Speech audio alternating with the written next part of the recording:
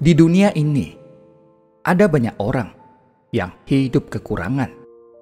Melihat banyaknya orang yang hidup kekurangan, bagaimana cara kita memberi bantuan? Hanya dengan bersumbangsi. Melihat orang tidak memiliki makanan, tidak memiliki pakaian, tidak memiliki tempat tinggal yang layak, dan kebutuhan hidup harian, dibutuhkan orang yang bersedia membangun tekad dan ikhlas luhur. Setiap orang hendaknya bekerja sama untuk bersumbangsi dan mencurahkan cinta kasih bagi semua makhluk yang hidup menderita. Kita dapat menyelamatkan orang-orang dari lautan penderitaan.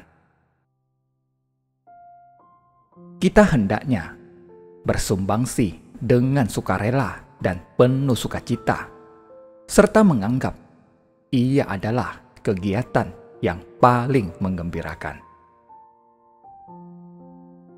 Dengan tanpa memiliki pamrih, malah kita akan memperoleh sukacita dan berkah besar. Kita sering mendengar orang berkata bahwa orang-orang yang penuh cinta kasih terkadang masih hidup kekurangan. Saya sering berkata bahwa itu karena mereka tidak menanam benih berkah pada kehidupan sebelumnya, meski kini sudah membuka pintu hati dan melakukan tindakan nyata untuk membantu sesama. Tetapi pada kehidupan lalu, mereka tidak menanam benih berkah.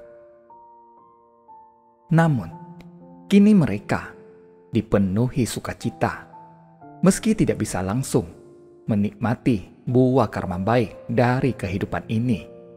Akibat buah karma dari kehidupan lalu belum habis dituai, kini mereka tetap harus menerimanya dan tetap harus hidup dalam penderitaan.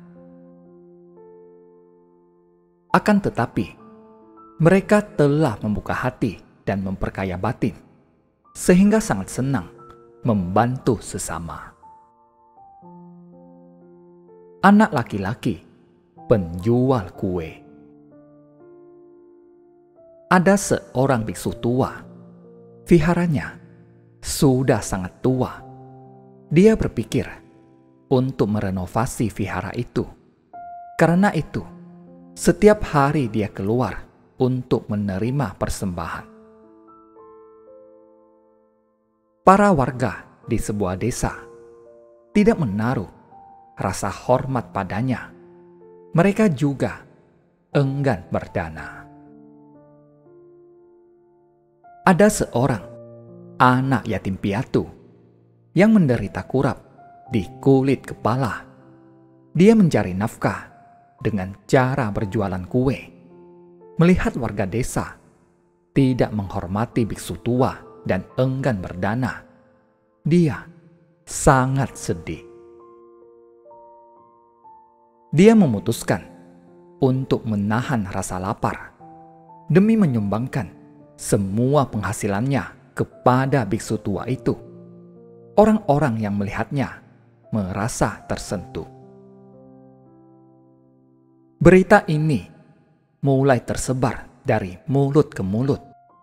Anak yatim piatu saja dapat berdana. Mengapa kita tidak dapat berdana untuk desa sendiri?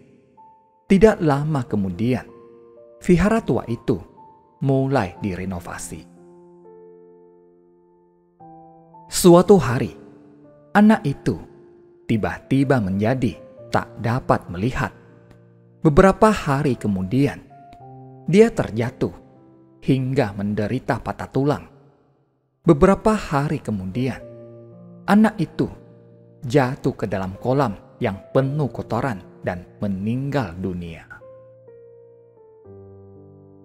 Warga desa yang melihatnya berkata, "Berbuat baik, tetapi tidak mendapatkan buah karma baik. Saat biksu tua sedang bermeditasi, anak itu muncul di hadapannya dan memberi sujud. Dia berkata, "Guru, saya sudah meninggal dunia. Saya ingin berterima kasih kepada guru." Pada kehidupan lalu, saya menciptakan banyak karma buruk. Karena itu, saya pernah terlahir di alam binatang dan alam manusia.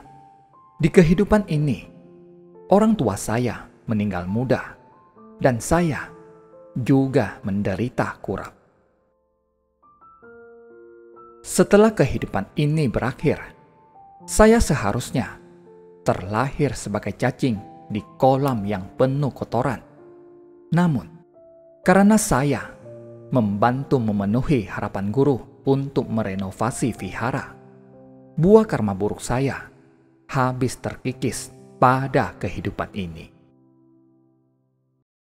Saya ingin meminta bantuan guru untuk memberitahu orang-orang bahwa saya menerima buah karma akibat perbuatan sendiri, agar orang-orang tidak menciptakan karma buruk lewat ucapan, karena dapat memutuskan akar kebajikan mereka. Biksu tua itu keluar dari meditasinya dan berbagi dengan orang-orang tentang kisah anak tersebut. Setelah mendengarnya, orang-orang mulai memahaminya. Sungguh, kehidupan ini penuh dengan penderitaan. Namun, jika berkesempatan untuk mendalami dharma dan membangkitkan cinta kasih di dalam hati, maka kita akan memperoleh kekayaan batin. Dengan mengerahkan segenap tenaga untuk bersumbangsi, maka kita akan menciptakan pahala yang tak terhingga. Contohnya kisah anak tadi. Setelah buah karma buruknya habis terkikis, pada kehidupan mendatang, dia dapat menuai buah karma baik. Di dunia ini, kita dapat melihat banyak orang yang hidup menderita. Lalu, apa yang dapat kita lakukan? Setiap orang hendaknya membangkitkan tekad dan menghimpun kekuatan cinta kasih untuk membantu orang yang menderita. Ini juga merupakan cara menciptakan berkah.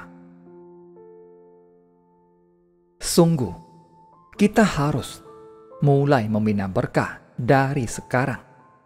Segala yang kita temui sekarang merupakan hasil perbuatan kita di kehidupan lalu.